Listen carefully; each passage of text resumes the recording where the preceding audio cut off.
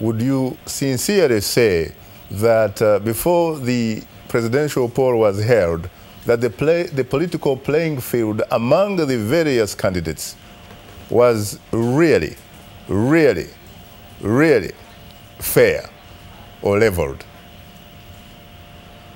Yes, before the presidential election, in fact, right from the beginning when the commission was inaugurated on June 30th, 2010, the commission resolved that it was going to be impartial, it was going to be non-partisan, and it was going to provide a level playing field for all candidates. And by dint and by the manner in which it organized the election and the manner in which, the transparent manner in which the election took place, where votes were cast after due accreditation, and at the end of the day, these votes were counted in the full glare of party agents, full glare of the media, full glare of the observers, and full glare of our own staff. And the results were signed by the agents and posted at each of the 120,000 polling units.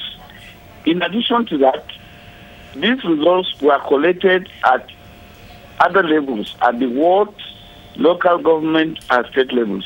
And each candidate was asked to present an agent to represent his interests, to protect his interests. And as at the time that we announced the result of the election, all the agents of the political parties, the three major political parties, endorsed the results of the election in each of the 36 states of Nigeria and the FCT. It was only at the last collation stage, that is the presidential collation stage, where the result was declared by the INEC chairman.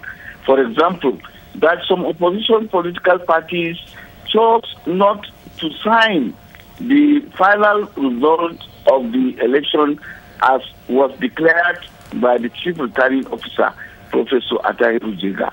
So everything was done openly, everything was done transparently, and we expected that given this transparency, given this openness, which was attested to by local and international journalists, by local and international observers, by even the representatives of the political parties themselves, we expected that people would concede defeat, that they were comprehensively defeated by the incumbent, who scored 25% in not less than 30 states of the Federation and the FCT. His victory was comprehensive. It was very, very definitive. And it was such that we expected that Nigerians would defer to the majesty of the democratic process as expressed by the overwhelming number of Nigerians, up to 56.9% of the total number of those who voted for the candidate that emerged victorious, that is President Goodluck Jonathan.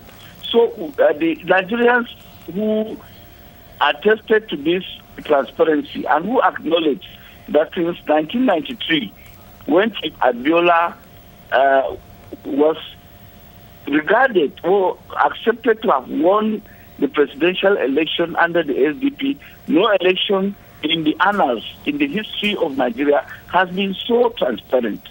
So Nigerians are really bewildered. In fact, the Commission is bewildered that at this point in time, some people should take the law into their hands and they should visit violence and mayhem on their fellow compatriots.